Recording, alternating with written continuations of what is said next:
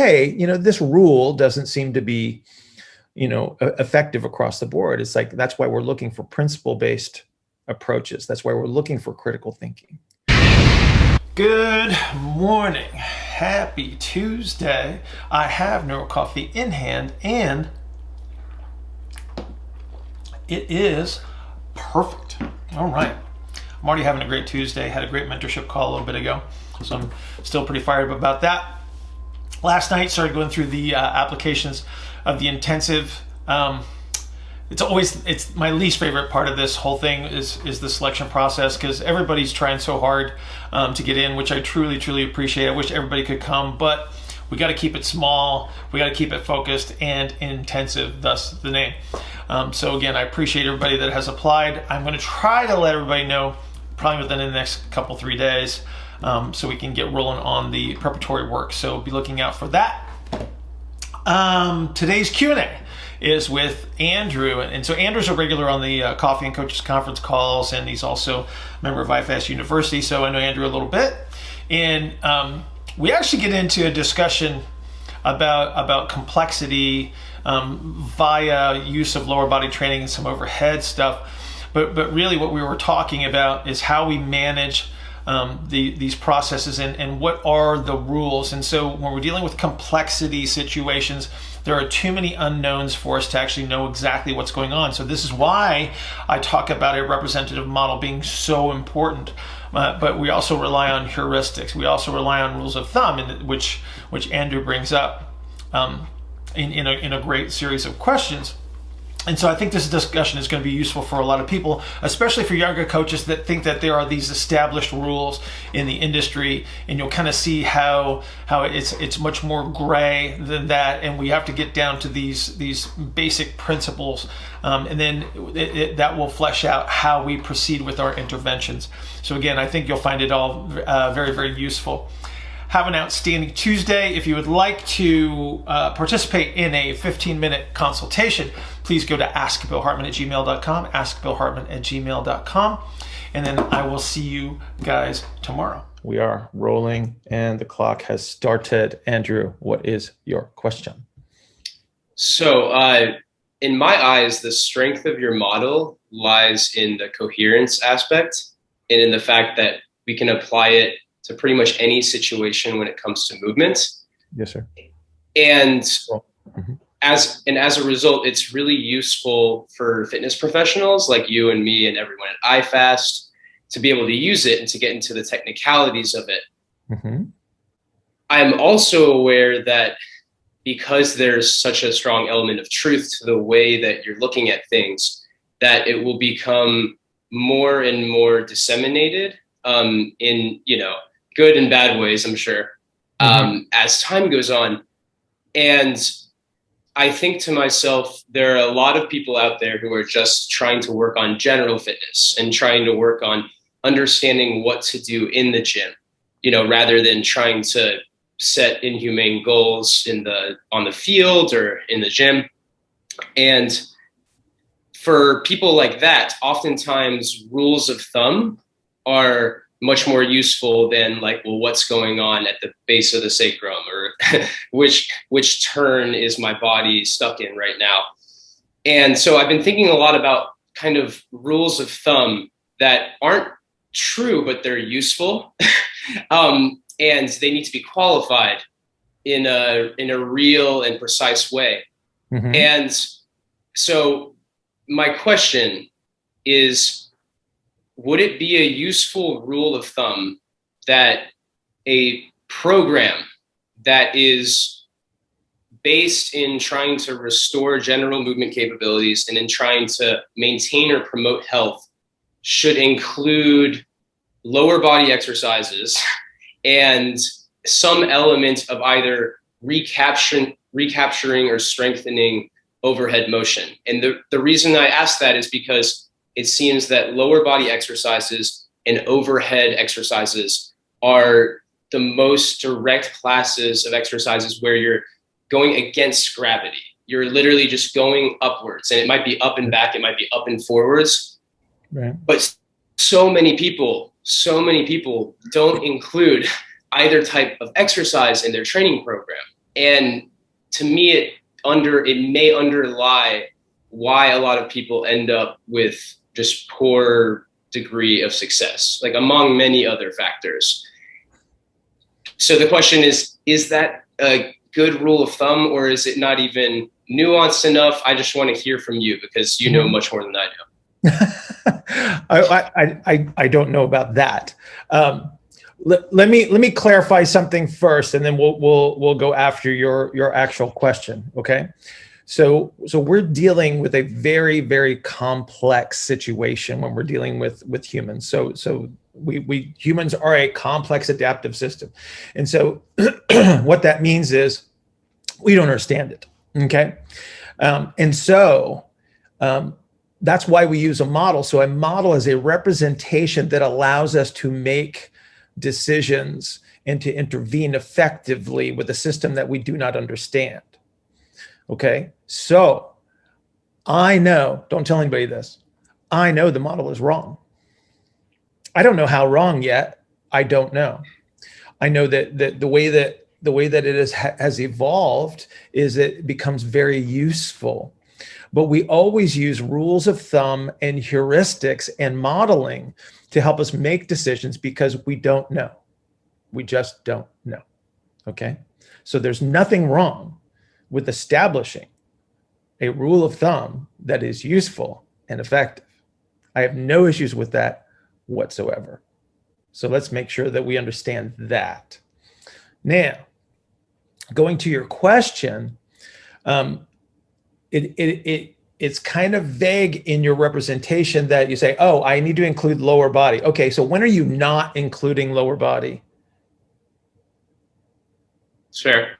So we need a qualifier in that regard, so we can understand each other. So when you say including lower body, what do you mean by that? Because, for instance, you mentioned an overhead press or something like that. It's like if I'm standing up, the force that I'm applying upward into whatever resistance that I'm pushing upward starts from the ground and I push up. You see what I'm getting at? It's like, right. So we have to be very clear as to what you're referring to when you're talking about including a lower body activity. So it's lower body under what circumstance? So if I'm doing a suitcase carry, right, for instance, am I not involving my lower body? Yes, you are. Am I not including internal pressure management? I am.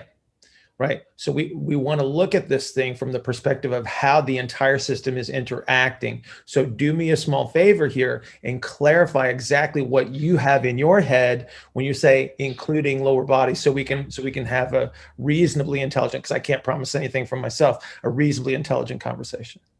Yeah. I guess I would qualify that by saying, instead of just lower body exercise, dynamic just lower body pick an activity. Training. Don't be vague and generalize. Just okay. like pick a specific activity that you have in mind when you're saying this, and then we can go from there. So now we have a point of reference that we can discuss. Let's say a split squat. Okay, awesome. Gotcha. Just general class, yeah. I'm with you. So now we have a point of reference, and so is it safe for me to assume that it is your perspective that type of an activity needs to be included in a program? Is that what you're saying? It's a useful rule of thumb, because for somebody who already has the movement capabilities and already has the strength, they might be able to just go in and deadlift, and that's enough because they're already demonstrating so much of that already. Yes. I think I'm with you. I'm with you now. So can I jump in for a sec? Of course. Okay. So if we're talking about someone that we're trying to restore, as I would discuss, relative motion.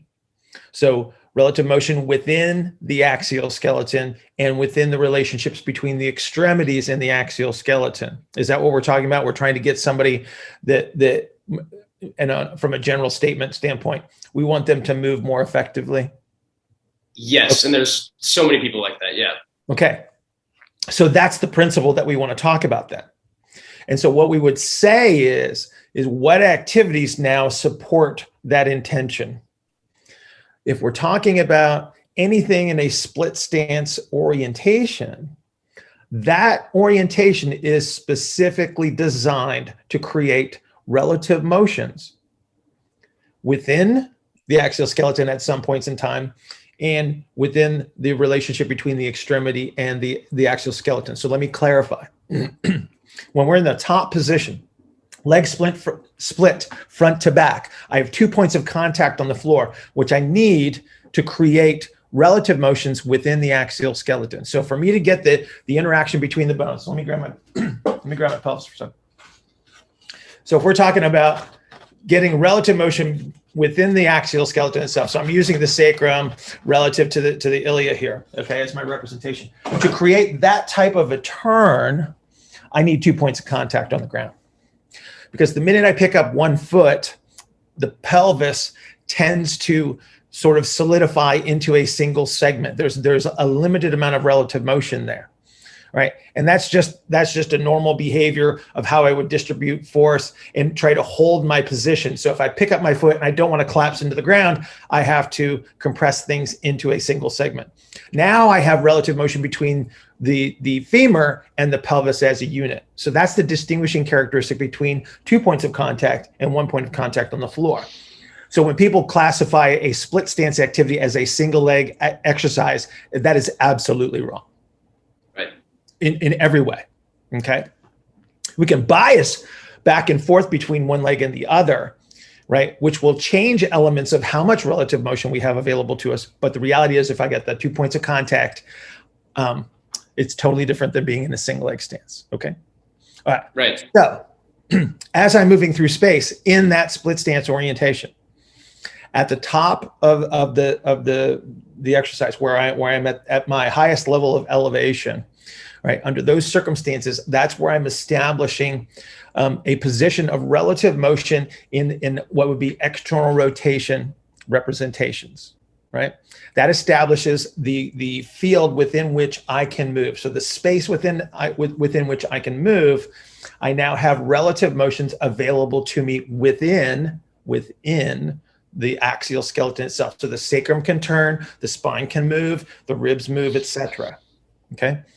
As I descend into the split squat and I start to approach a position where I'm superimposing more and more internal rotation, more and more force into the ground, I actually have to reduce the amount of relative motion available, because the higher the force output, the less relative motion I can demonstrate. Because what would happen is if I try to produce force where I have lots of relative motion available to me, I dissipate the force. So I don't really produce a high level of force. It gets so distributed that there's no increase in the force output. And this can be risky because if I accidentally load a structure that is trying to distribute force, I may take it to its end constraint. And now I have a situation on my hands that I don't want to have. Because if I can't control it, and we've been going back and forth on email that a lot of people don't know. It's like, you asked me about injury potential. There you go.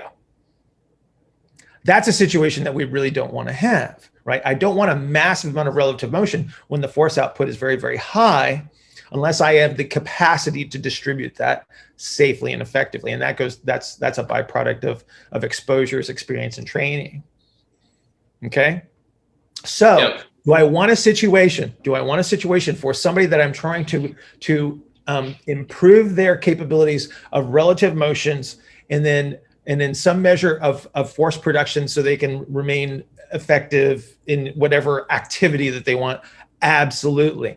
But the rule is not you have to do split squats or you have to do split stance. The rule is I need to create the environment that allows relative motion under certain circumstances, and I need to produce force under certain circumstances. The great thing about the split squat is that it gives me an element of both under certain circumstances, and I can tweak that split squat in any number of ways. Asymmetrical loads, right? We talk about offset loading on contralateral, ipsilateral sides. We talk about bilateral symmetrical loading. I can put a bar on your back. There's any number of ways that I can tweak this thing to bias me more towards force production or bias me more towards relative motions. So your rule of thumb is not, I need to do split squats. Your rule of thumb is I need to select exercises that that fulfill my intent of, am I restoring relative motion or am I producing force? Do you see it? Yes. So now it's just a matter of understanding. It's like, which exercises fulfill that need? Now, so let me give you another scenario, since we're talking about lower body. What if I got somebody that they come in with a constraint that limits my exercise selection? So somebody comes in and they say, Andrew, my left knee has been a problem for the last 15 years. I don't want you to aggravate that, but I'm trusting you with my health.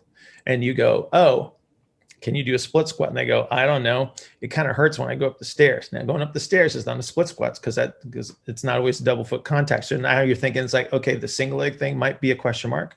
We'll see.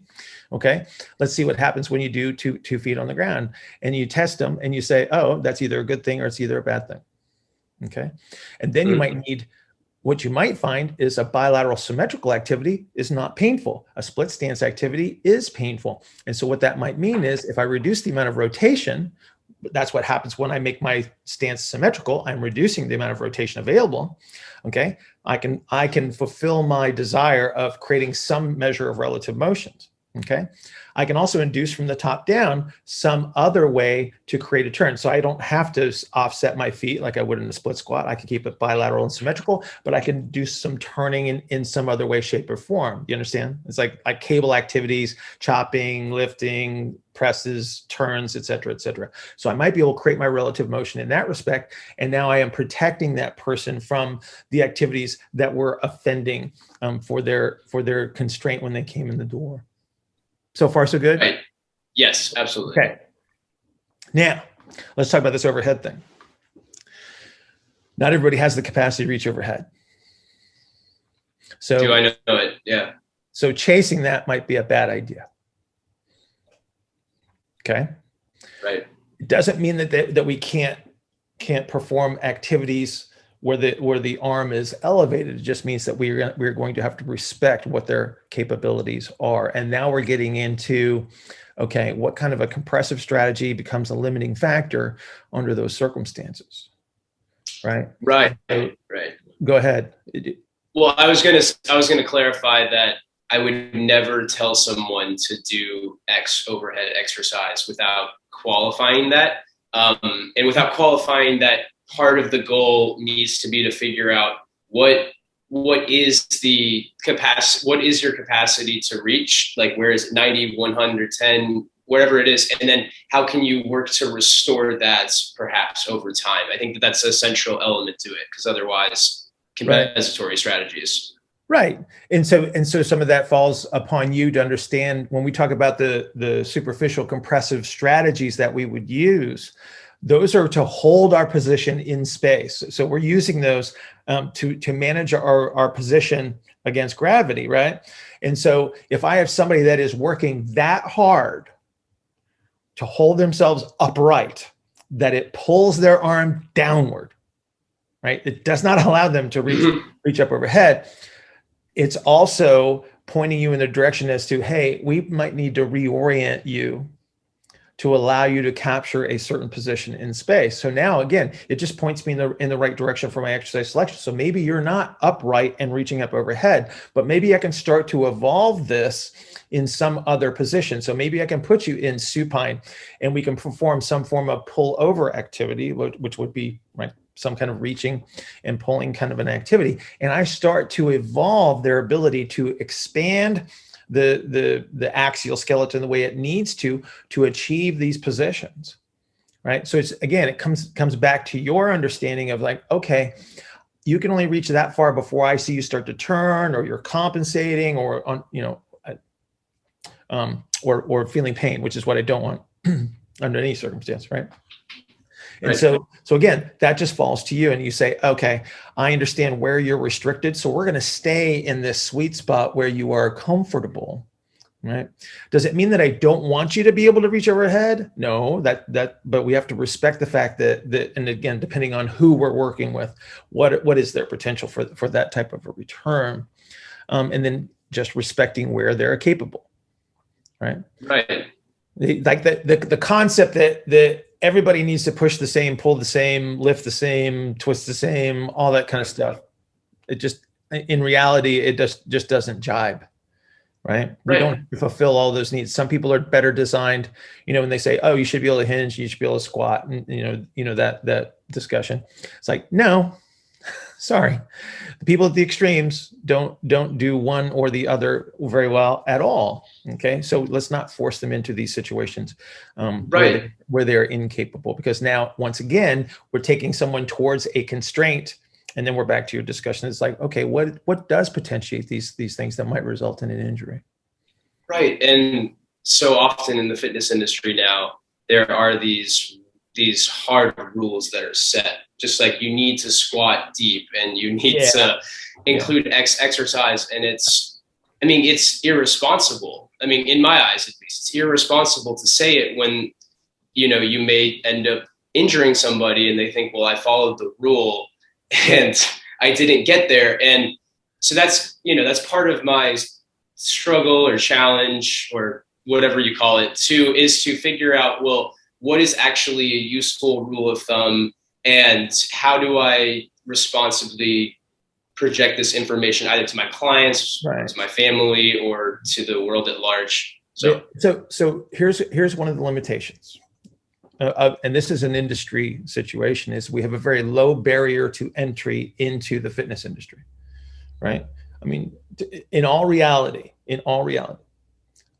if you look good in a tank top and you look good on social media, people think you know what you're talking about or you know what you're doing. Right. And that's just not the reality. And I'm not taking away from anybody that does that. That doesn't mean they don't know what they're talking about. It just means that's literally a representation. It's like there is no credential that is required for you to establish yourself in a coaching or teaching situation in the fitness industry. It is not required. Right. So the fact that the standard is low, what happens is we have people that come in with very low levels of experience, very poor understanding, and limited critical thinking skills. However, if you're a very nice person, if you're personable, you can carry on a conversation, you're likable, and if you respect safety, you can do really, really well. But that is a bit of the problem. But they are also, because they don't have critical thinking skills, or they've never been exposed to things through experience, they have a limited understanding of what needs are. And so when people throw out these rules, so to speak, and it propagates because nobody's critically thinking, going, oh, I don't think this person should squat, and the other guy goes, no, everybody should squat and everybody should deadlift and everybody should, like, and so those rules get perpetuated and they get ingrained in the industry itself. And then everybody says, well, I do this and I do this because so-and-so said so. That's a default to authority, which is what we want to avoid. When we start doing that, that's an indication that people aren't thinking critically. Right. So I encourage you to stay on the path that you're on, because you're already starting to demonstrate this by the questions that you're asking. It's like, hey, this rule doesn't seem to be, effective across the board. It's like, that's why we're looking for principle-based approaches. That's why we're looking for critical thinking under these circumstances. So I applaud you for where you are right now. And I know you're going to get better, obviously. Like I said, just because of the questions that you're asking. So this has been pretty cool. I do need to run to the next question. So I appreciate you very much. I'll see you on IFAST U and the coffee call. Okay. Absolutely. All right, brother. I'll be there. Take care.